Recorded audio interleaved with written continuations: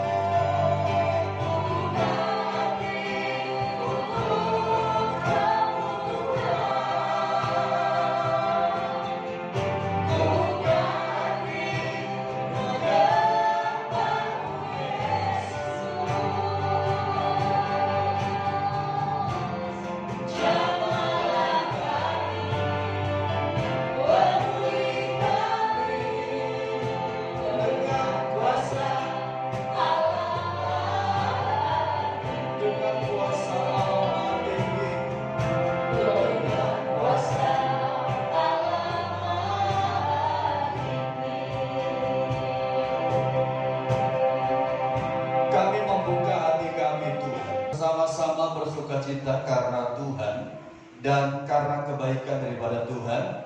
Saya percaya kita yang hadir dan kita yang datang ke gereja dengan satu tujuan, kita ingin menyembah Tuhan dan terus memuliakan nama Tuhan. Tidak ada motivasi apapun, kita datang hanya untuk memuliakan nama Tuhan. Amin. Itu kerinduan kita dan juga harapan kita. Kita ingin hanya Yesus yang kita muliakan. Kita akan bersama-sama membuka firman Tuhan. Kita akan membaca kebenaran firman Tuhan di dalam Efesus pasal yang ketiga. Efesus pasal 3 ayat yang ke-14 sampai dengan ayat yang ke-21. Efesus pasal 3 ayat yang ke-14 sampai dengan ayat yang ke-21. Saya mengajak untuk membaca bersama-sama. Saya baca ayat yang ke-14. Saya mengajak jemaat untuk membaca ayat yang ke-15 sampai 21. Kita bersaut-sautan membaca ayat ini. Saya baca dulu ayat yang ke-14. Nanti jemaat membaca ayat yang ke-15. Judulnya doa Paulus. Itulah sebabnya aku sujud kepada Bapa. Ayat 15. Yang daripadanya semua keturunan yang dalam surga dan atas bumi menerima namanya.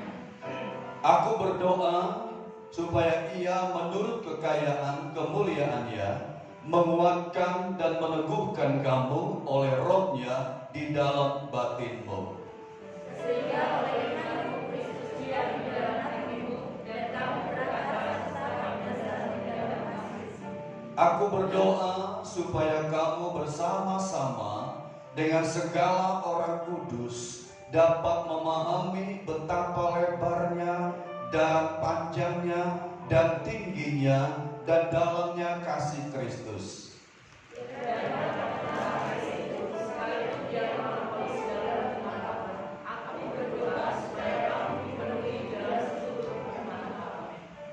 Bagi Dialah yang dapat melakukan jauh lebih banyak daripada yang kita doakan atau pikirkan, seperti yang ternyata dari kuasa yang bekerja di dalam kita. Ayat 21 sama-sama.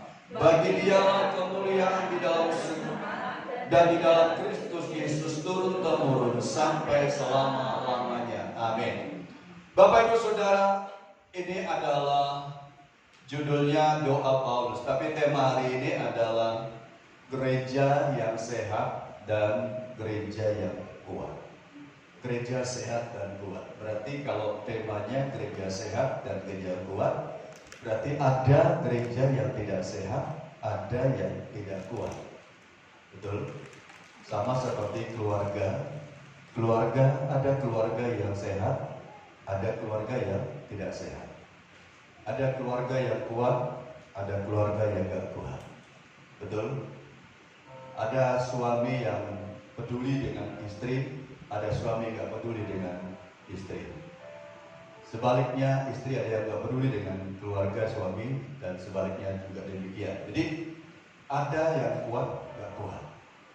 Betul?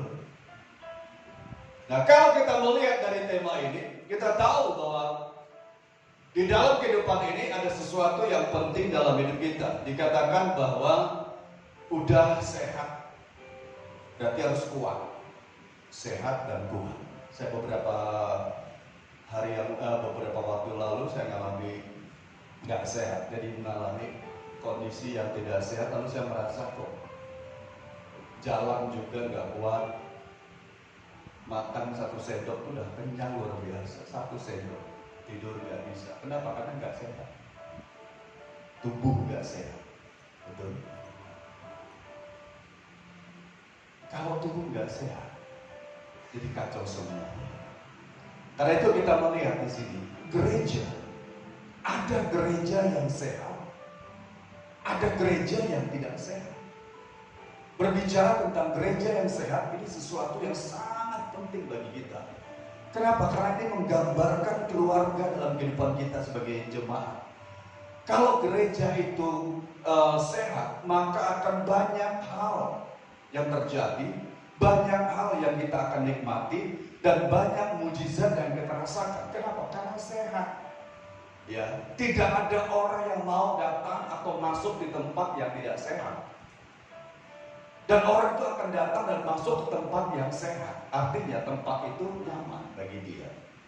Karena itu coba kita melihat dalam doa Paulus di sini. Paulus berdoa dan Paulus katakan dan berbicara, kalau kita lihat di sini, bahwa Paulus berdoa bagi jemaat yang ada di Efesus. Paulus katakan bahwa aku berdoa bagi jemaat di sana supaya jemaat di sana melihat betapa besarnya, betapa tingginya, betapa dalamnya kasih Kristus. Ini adalah doa dari seorang hamba Tuhan yang punya kerinduan, punya keinginan bagaimana jemaat itu mengalami satu pertumbuhan dan jemaat itu mengalami satu kehidupan yang kuat dan yang sehat.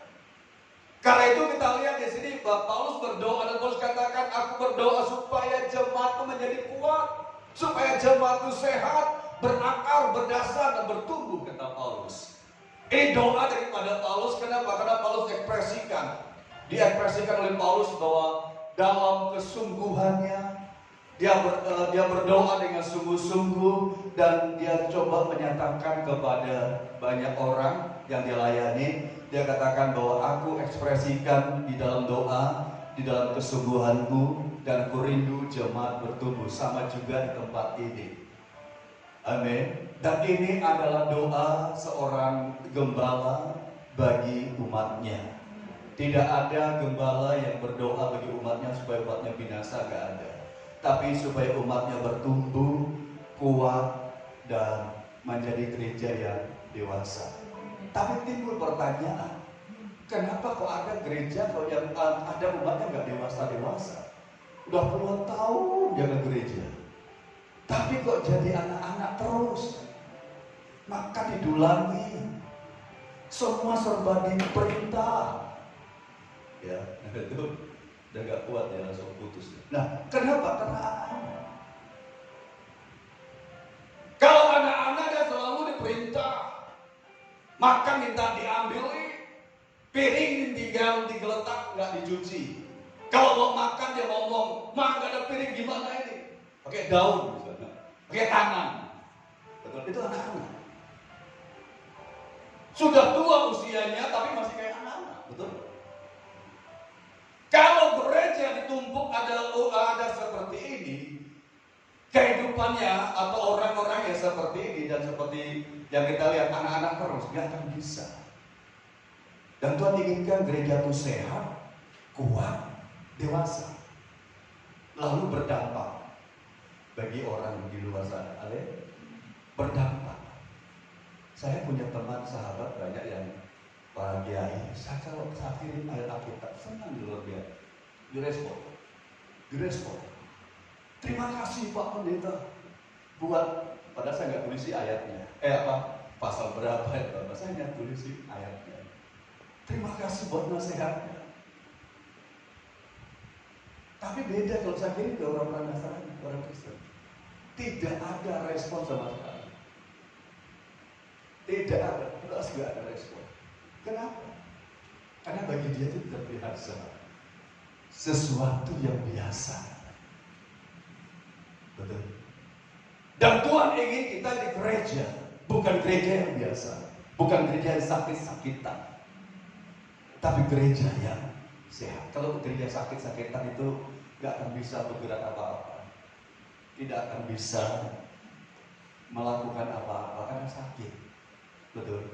Suruh jalan juga gak bisa, suruh penginjilan juga gak bisa, suruh mengerjakan sesuatu juga gak. Kenapa? Karena sakit.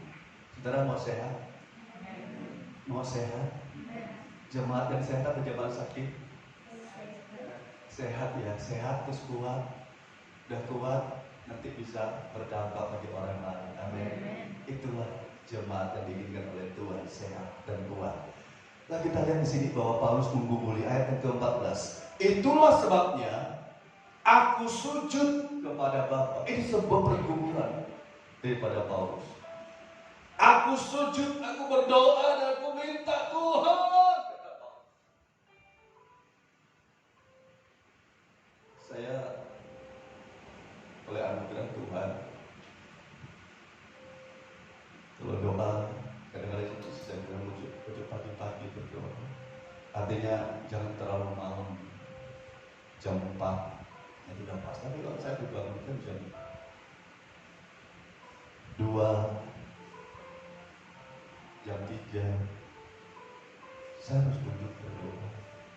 Saya kamar mandi, saya menyembah Tuhan sampai jam 4:30. Mereka udah baru mulai, saya selesai. Saya bisa merenungkan firman Tuhan. Saya bergumul bukan untuk saya. Saya melihat ada banyak hal.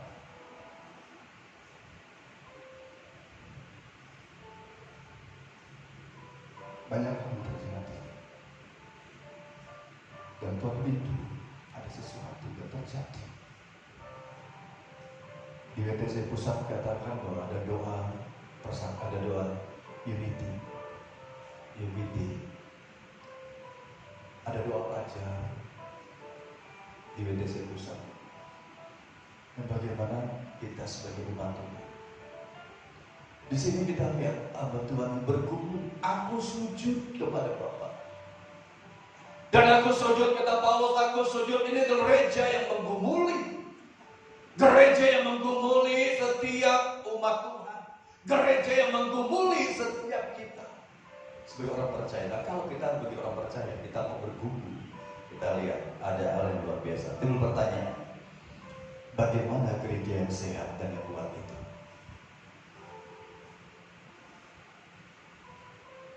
Di mana gereja yang sehat dan kuat itu? Kita akan mau jadi gereja yang sehat, betul? Saudara mau menjadi gereja yang sehat dan kuat? Lalu bagaimana supaya kita kuat dan sehat itu? Gimana caranya? Apa kita minum jamu, sebelah ada sudah muncul orang pintar minum apa? Apa seperti itu? Tidak ada seorang gembala yang ingin jemaatnya itu sakit. Tidak ada seorang gembala yang ingin melihat jemaatnya itu tidak kuat. Dan gembala yang baik itu melihat dan ingin melihat jemaat itu sehat, sehingga berdampak bagi orang lain. Dan dia bisa membawa satu perubahan. Bagaimana gereja yang sehat dan kuat itu? Yang pertama kita melihat di sini ayat yang ke-14 sampai dengan ayat yang ke-16. Dikatakan, itulah sebabnya aku sujud kepada Bapa yang daripadanya semua turunan yang di dalam surga dan di atas bumi menerima namanya. Aku berdoa supaya Ia menurut kekayaan kemuliaannya menguatkan dan meneguhkan kamu oleh Roh-Nya di dalam batinmu. Nah, bagaimana gereja yang sehat dan kuat itu? Hal yang pertama kita melihat di gereja yang sehat dan kuat adalah satu, gereja ya ini nggak suka ada orang Kristen. Kristen kedagingan nggak suka ya. Itu gereja yang berdoa. Doa dan tidur pilih mana? Alasannya aku nggak bisa, aku kerja. Ya, kalau kita nggak kerja ya kita nggak bisa makan. Semua orang kerja. Kalau Tuhan juga bekerja, betul. Tapi kalau itu jadi alasan kita bahwa kita nggak bisa berdoa, itu akan jadi sesuatu yang sangat berbahaya. Gereja yang berdoa, doa supaya kita mendapat kekuatan. Doa itu apa sih? Apa sih doa itu? Apakah pejamata langsung suruh berdoa? Saya kadang-kadang lihat yang berdoa itu di doanya apa? Gak sampai setengah jam sudah keluar. Ya memang doa itu gak usah bertele-tele, memang betul.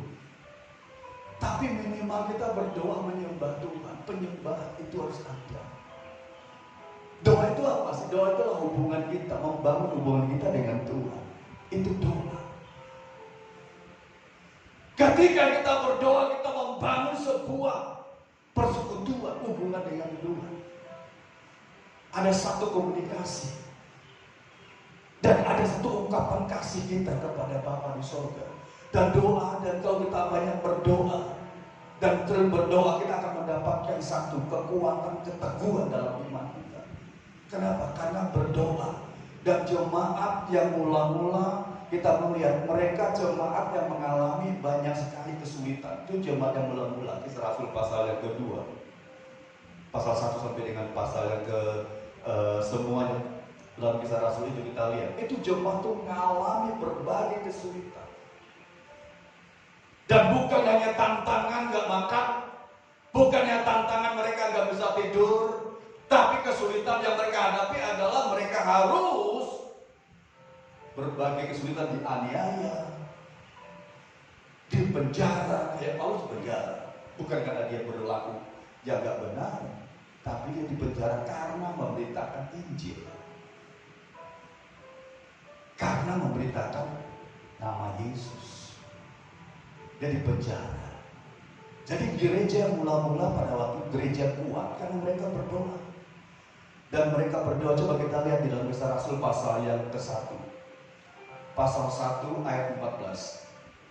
Kita lihat di sini pasal 1 ayat 14 dikatakan demikian.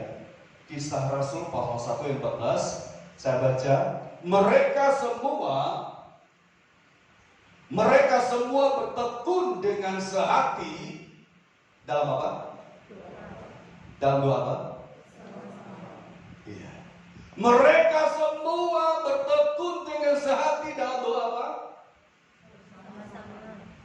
Doa bersama-sama. Jadi kalau kita melihat dalam Alkitab mengatakan bahwa mereka semua bertekun sehati dalam doa bersama. Artinya doa itu ada doa sendiri-sendiri, ada doa pribadi, ada doa yang bersama-sama. Amin. Doa bersama-sama itu berarti dia berdoa, bukan melihat kiri kanan. Perhatikan, ini orang yang Kristen yang tidak bertobat. Doa itu adalah doa sungguh-sungguh. Kenapa harus pejam mata? Kenapa orang bisa berdoa harus pejam mata? Supaya apa? Supaya konsentrasi kita kepada Tuhan itu lebih fokus. Seandainya nggak pejam mata, orang lewat bilang, haleluya, haleluya. Orang pakai motor diangkat-angkat, kita akan komentar, betul. Tapi kita berdoa dengan pejam mata. Kita melihat ada satu kerinduan kita. Kita rindu Tuhan bekerja dalam diri kita. Doa bersama-sama. Ada unity, bersama-sama kita berdoa. Amin. Dalam keluarga, dalam gereja, doa bersama. Amin. Amin. Kalau kita berdoa bersama-sama, pasti kita akan melihat ada mujizat dan mujizat terjadi. Doa bersama, doa bersama. Jadi kalau kita berdoa bersama dalam seperti ini, itu dibutuhkan kerelaan hati dari kita. Kita rela untuk berdoa, dan semakin banyak kita berdoa, semakin banyak campur tangan Tuhan dalam diri kita. Kita merendahkan diri. Setiap bulan kita ada, saya dan istri saya dan juga Mas Abed, setiap bulan kita ada pertemuan di Serpong. Setiap bulan, mulai bulan Maret kemarin kita nggak ada lagi pertemuan, tapi melalui WA, melalui YouTube misalnya, melalui Zoom. Gembala pembina kita mengharapkan semua harus berdoa. Jemaat yang ada di sana, jemaat yang suka berdoa. Jam 4 pagi itu loh, gedung gereja udah penuh dengan jemaat. Betul? Jam 4 pagi. Saya rindu juga di kemah puji ada begini. Bukan jam 4 pagi tarik selimut, ngorok. Jam 4 pagi berdoa.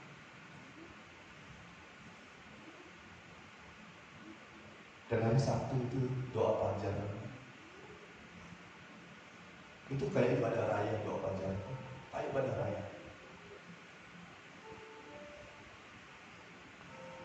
Dari berbagai daerah datang dalam ibadah itu. Kenapa? Karena menyadari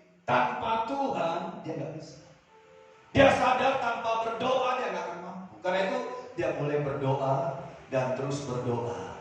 Dan inilah yang terjadi. Mereka mulai berdoa. Doa itu satu kekuatan. Amin. Mau sehat di gereja sehat? Mulai berdoa. Amin. Doa itu bukan pejam mata langsung minta.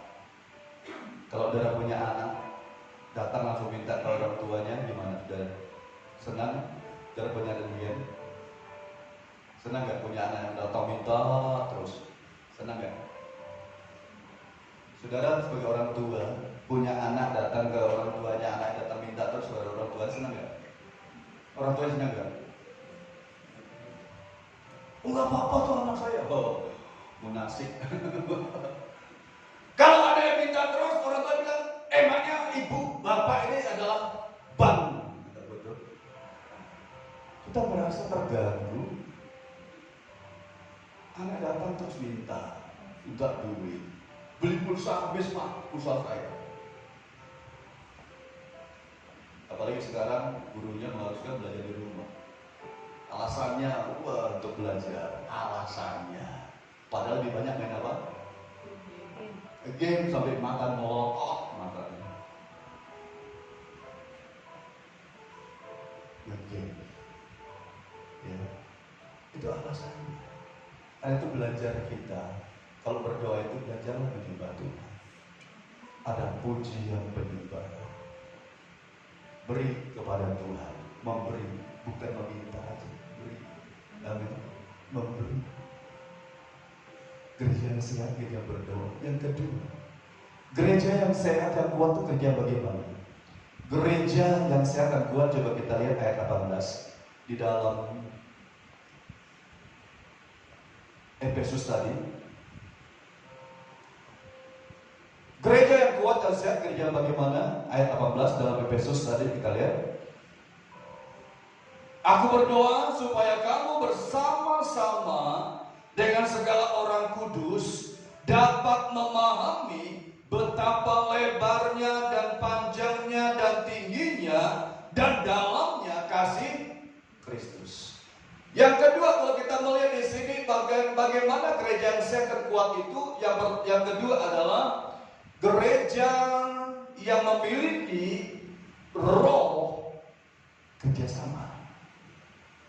Ada kerjasama di sini dikatakan, aku berdoa supaya kamu bersama-sama. Ada roh kerjasama bersama-sama. Untuk apa?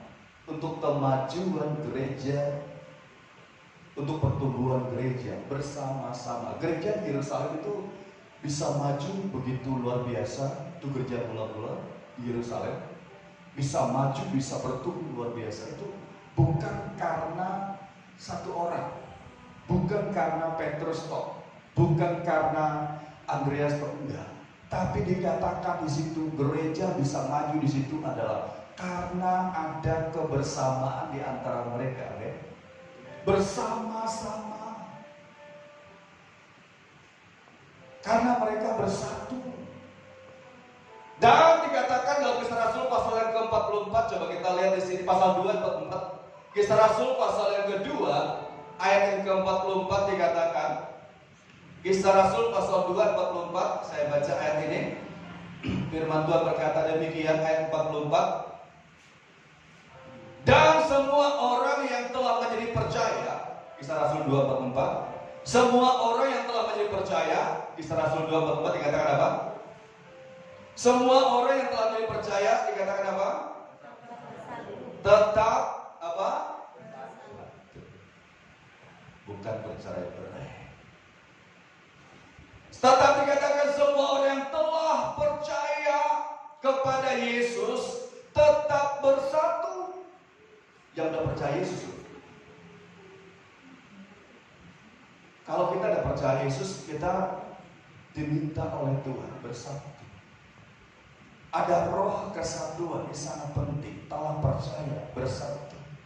Mereka berkumpul tiap-tiap hari di Bait Allah. Dan dikatakan di dalam pasal yang keempat ayat 32, kepunyaan bersama. Segala kepunyaan mereka di kepunyaan bersama. Ada kebersamaan. Bersama-sama. Dan kalau kita ingin jadi gereja ini kuat, sehat, Kita sebagai jemaat Tuhan, kita rindu kita itu sehat dan kuat. Gereja kita kuat dan sehat. Harus ada kerjasama. Amin. Kalau gak ada kerjasama, sulit. Saudara dalam perusahaan bekerja juga kalau tidak ada kerjasama, pimpinan dengan bawahan, akan sulit untuk maju. Kalau kita ingin maju dalam gereja ini, sehat dan kuat, backup pemimpin kita, amin. Gereja kita di backup, tak backup pemimpin saya. Jangan dituding-tuding. Pemimpin itu kan memang dia manusia, punya kekurangan. Pemimpin kita tuh manusia punya kekurangan, ada kelebihan. Jangan dituding-tuding. Tangan satu menuding dia, jari satu menuding dia. Berapa jari menuding kita? Berarti lebih banyak salah siapa? Jari satu menuding pemimpin kita, tapi 4 jari menuding kita. Backup pemimpin kita. Amin. Kalau gereja kita ingin maju, gereja kita ingin maju, bertumbuh, kuat, maka akan berdampak bagi orang lain. Berapa tahun lalu kita mengadakan di luar sana makan gratis di kelurahan. Buat spanduk, makan gratis dari Tuhan, makan siang gratis dari Tuhan di kelurahan. Berapa hari? Seminggu. Wah, ibu-ibu masak. Saya punya kebun sebelah. Saya tanam singkong, saya tanam nangka, saya panen singkong, daunnya, buahnya, pisang, untuk apa? Makan gratis. Ibu-ibu masak. Berdampak gak? Sampai hari ini mereka ingat. Itu loh gereja yang di Surabaya dulu. Ada kala saya ketemu, Pak, ya, mereka tahu. Jadi kita lihat di sini, kita harus bersama-sama. Pemimpin kita backup, karena punya otoritas, dia diberikan otoritas. Dalam gereja ada gembala diberikan otoritas oleh Tuhan. Dalam rumah tangga ada suami diberikan otoritas oleh Tuhan. Tapi suami diberi otoritas bukan berarti untuk bentak-bentak istri. Nah, istri selalu bentak. Suami itu harus takut istri. Amin. Suami harus takut istri. Halo, bapak-bapak. Mana bapak? Setuju nggak? Hah? Ada waktu tertentu. Udah, nggak setuju. Takut istrinya lapar, takut istrinya kekurangan, takut istrinya nggak punya duit. Amin. Lah suami yang ngasih, itu namanya suami takut. Oh, istrinya lapar kok dibiarin, istrinya capek dibiarin. Suami takut ke istri lah. Wah, istriku capek ya, bantu dong. Halo. Terus suami takut istri namanya. Jadi Pak Bima udah tegang. Takut istri. Takut istrinya gendut. Kasih obat pelangsing gitu. Jadi jangan dibentak. Ya. Takut istri capek ya. Baju cuci sendiri-sendiri cucinya. Jangan tumpuk. Memangnya istrinya laundry apa? Laundry. Piring tumpuk. Habis makan tumpuk 1, 5, 6, 7. Saya ada beradik 10. Saya di Kalimantan 10 dia beradik. Kita kalau makan meja panjang. Waktu itu masih tinggal, belum ada yang nikah, belum ada yang keluar, semua masih di rumah. Bangkunya panjang, mejanya panjang. Ibu saya kalau masak, seadanya masak. Tapi makan itu sama-sama makan. Dan masing-masing cuci piring. Piringnya waktu itu bukan piring kaca, piring kayu. Piring kayu. Kentang. Piring. Yes. Cuci bersama. Masing-masing. Kecuali kita udah pisah semua, ada yang udah kecil, semua dan artinya semua udah merantau, semua dalam pekerjaan masing-masing, ada satu yang di rumah. Tapi itu berdampak, sehingga anak-anaknya sampai berumah tangga, cuci piring sendiri, cuci baju juga, karena memang kita seorang perantau. Ya. Orang biasa tinggal di asrama kan gitu. Saya tinggal di asrama, istri saya juga pernah di asrama. Cuci sendiri, nggak ada cuci di asrama, suruh tukang asrama, kepala asrama suruh cucinya, nggak ada. Nah itu kebersamaan kita, amin. Bersama. Dalam kebersamaan ini kita coba melihat ada satu karya nyata dari Tuhan. Di gereja ini kalau kita nggak bersama-sama, nggak akan bisa terjadi yang namanya pelayanan bersama. Betul? Nggak akan bisa. Musik, kalau dulu ya saya sendiri yang main gitar. Pertama kali gitar. Saya punya stok senar gitar pada waktu itu. Tiap minggu kalau main putus langsung ganti secepatnya. Ya, terus sekarang kan harus bersama-sama. Ada yang main gitar, ada yang main bass, ada yang main drum. Ini drumnya gak cuma ada yang main juga, ya. Ya, bersama-sama. Kalau kita bersama-sama rasanya enak. Pekerjaan jadi ringan, betul? Ringan pekerjaan. Dan banyak jiwa dimenangkan kalau bersama-sama. Tapi kalau nggak bersama-sama, sendiri-sendiri ya susah. Mau bersama-sama, itu gereja yang sehat. Bersama-sama. Amin. Bersama-sama itu penting ya, penting. Sangat penting. Ya, backup pemimpin kita, jangan dicaci maki ya. Backup. Dukung dalam doa. Bersama-sama kita mengembangkan gereja ini.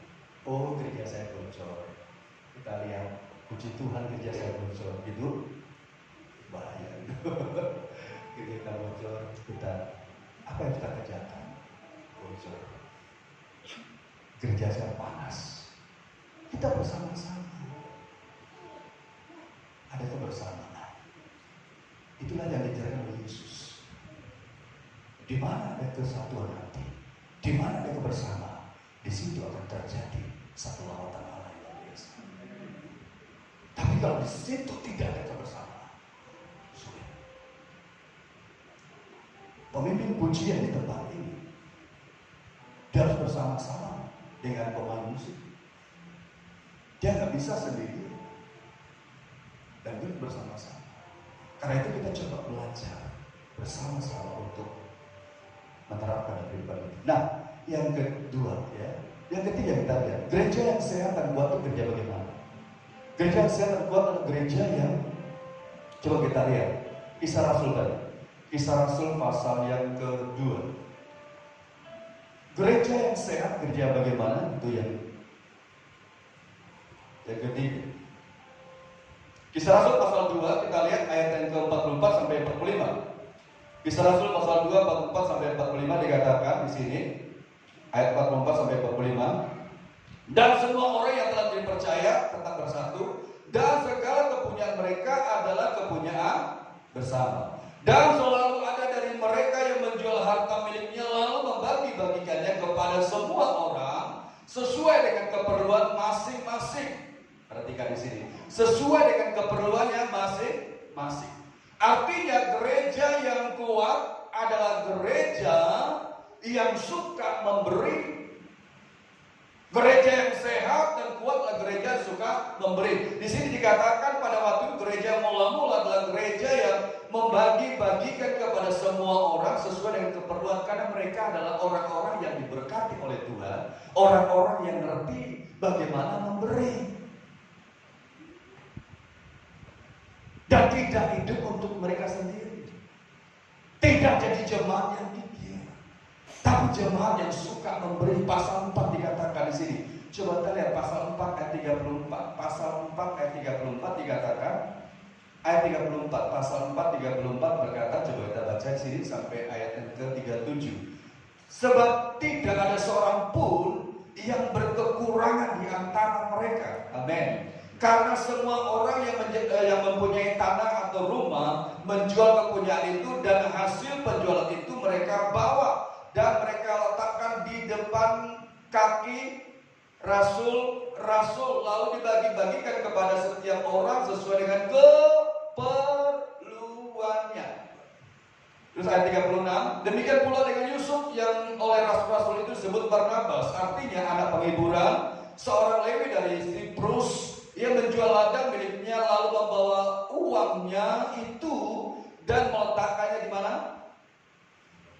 Di mana? Di mana meletak uangnya? Dibawa ke gereja.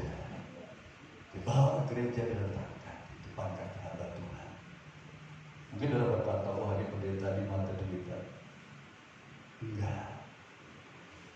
Apa yang mendorong mereka bisa melakukan ini? Apa yang membuat mereka bisa mengerjakan ini? Bukan karena mereka itu bersaing supaya dipuji oleh rasul-rasul itu, enggak. Yang mendorong mereka bisa melakukan ini adalah karena mereka sudah mengalami lawatan Tuhan, mengalami pembaharuan daripada Tuhan, lalu mereka jadi gereja yang suka memberi. Amin. Gereja yang suka memberi ini sesuatu yang kadang-kadang risih di telinga banyak orang Kristen. Kalau kata memberi itu katanya, oh tuh beri lagi, risih begitu ya. Senangnya itu diberi ketimbang memberi. Tapi orang-orang Kristen yang tempat ini, jemaat Tuhan tempat ini, senangnya memberi bukan diberi. Amin. Senangnya diberi, bukan senangnya memberi bukan diberi. Karena mereka jemaat yang mengerti, jemaat yang bertumbuh, mereka memberi dari hati dan ketulusan hati. Karena itu coba kita belajar. Alkitab mengatakan, siapa memberi dengan setulus hati, segenap hati, ia akan diberi. Ia akan diberi. Ada banyak hamba Tuhan diberkati. Ada banyak orang-orang Kristen diberkati. Dia melakukan itu, memberi dengan segenap hati kepada Tuhan. Karena itu belajar. Ini gereja yang sehat. Kalau kita ingin jadi gereja yang sehat dan kuat dan berdampak, ada impact-nya. Yuk belajar kita memberi. Tangan kita selalu terbuka. Jangan begini. Amin. Terbuka.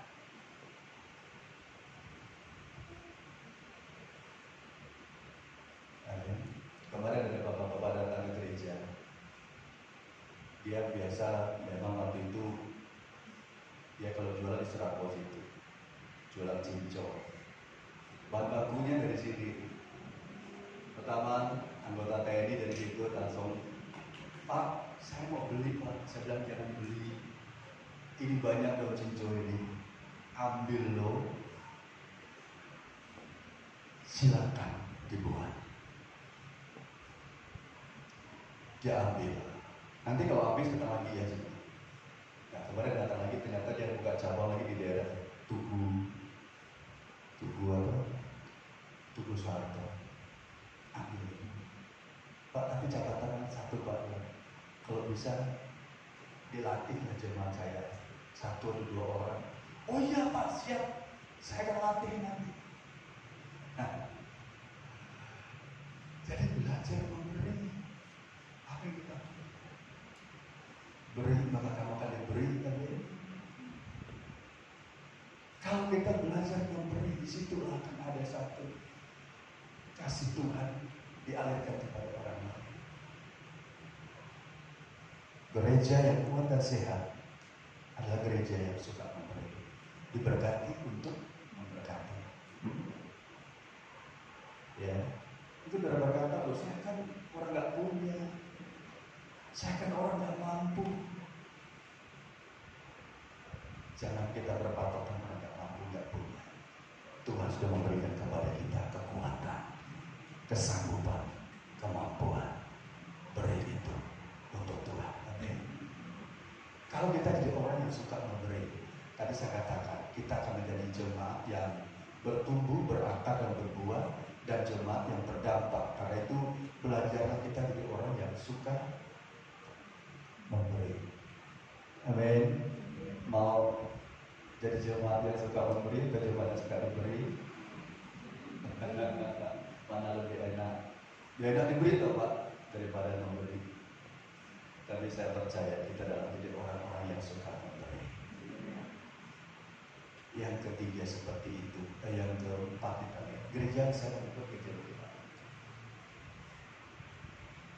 Yosua pasal 1 coba kita buka. Yosua pasal 1. Gereja yang sehat dan kuat, gereja bagaimana? Yosua pasal 1 ayat 8.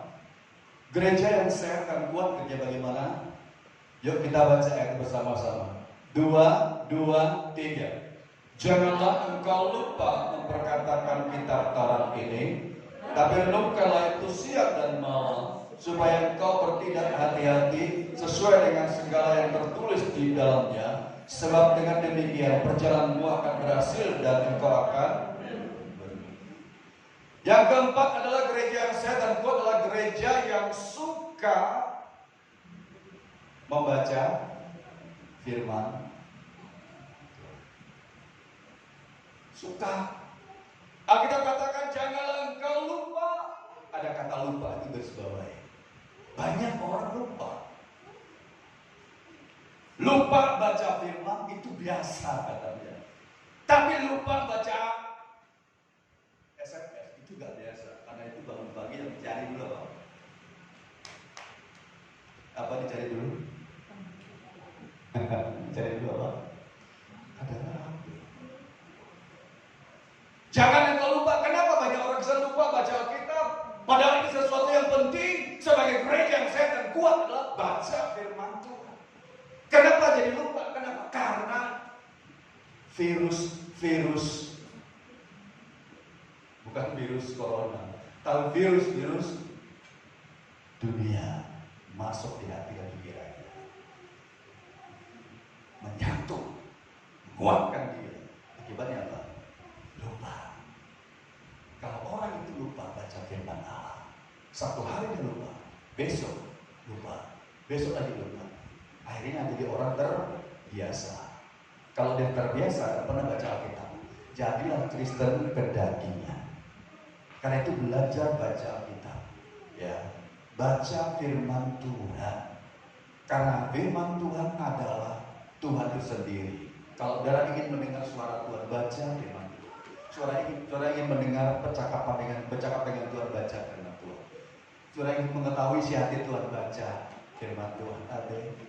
Saudara akan jadi orang yang diberkati, orang yang berhasil dalam hidup.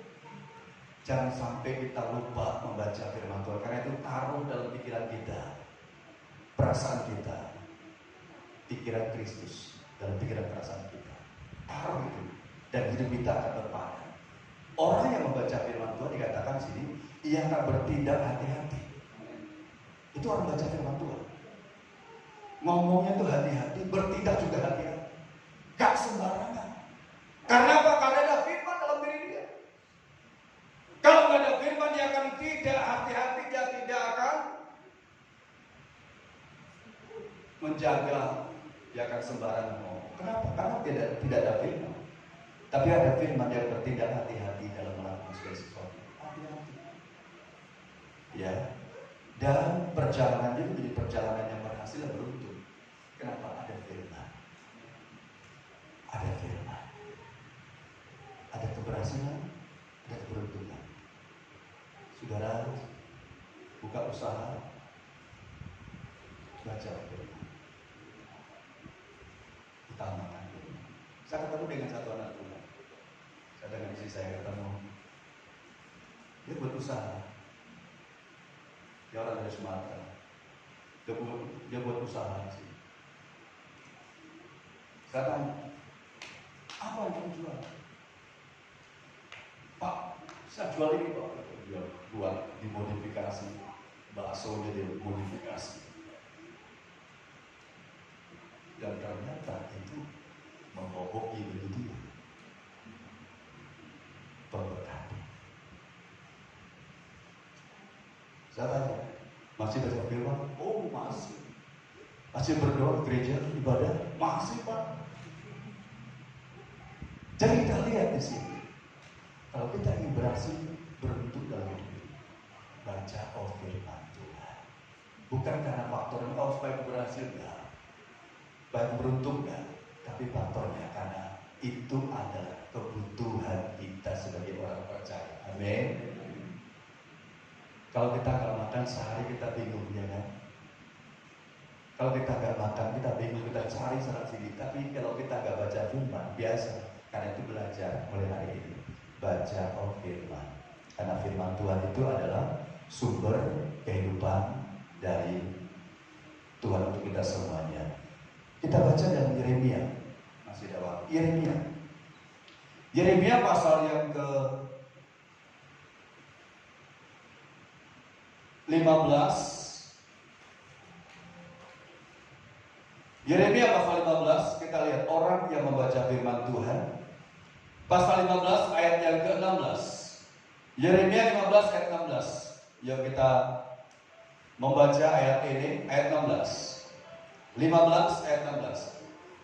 2, 3. Apabila aku bertemu dengan perkataan-perkataanmu, maka firman-Mu itu dan menjadi sebab nama-Mu telah diserukan atasku, ya Tuhan Allah semesta.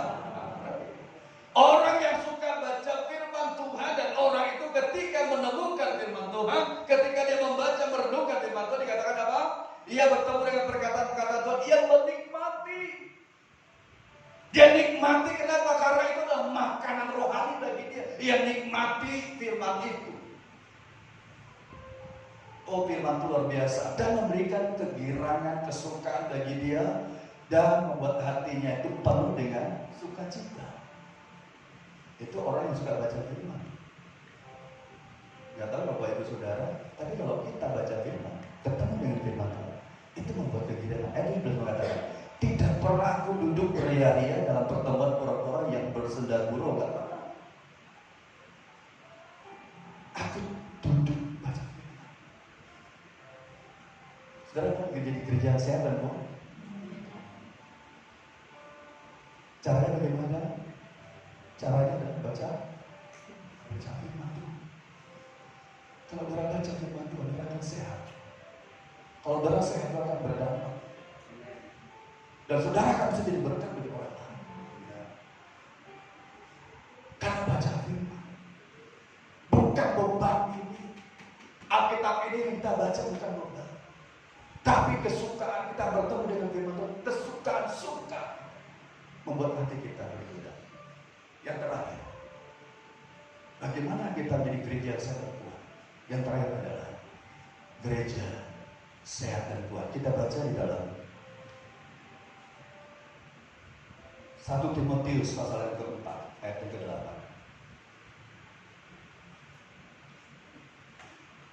1 Timotius pasal 4 ayat 8. Bagaimana kita jadi gereja yang sehat dan kuat? 1 Timotius pasal yang ke-4 ayat 8 dikatakan. Kita baca ayat ini, perhatikan.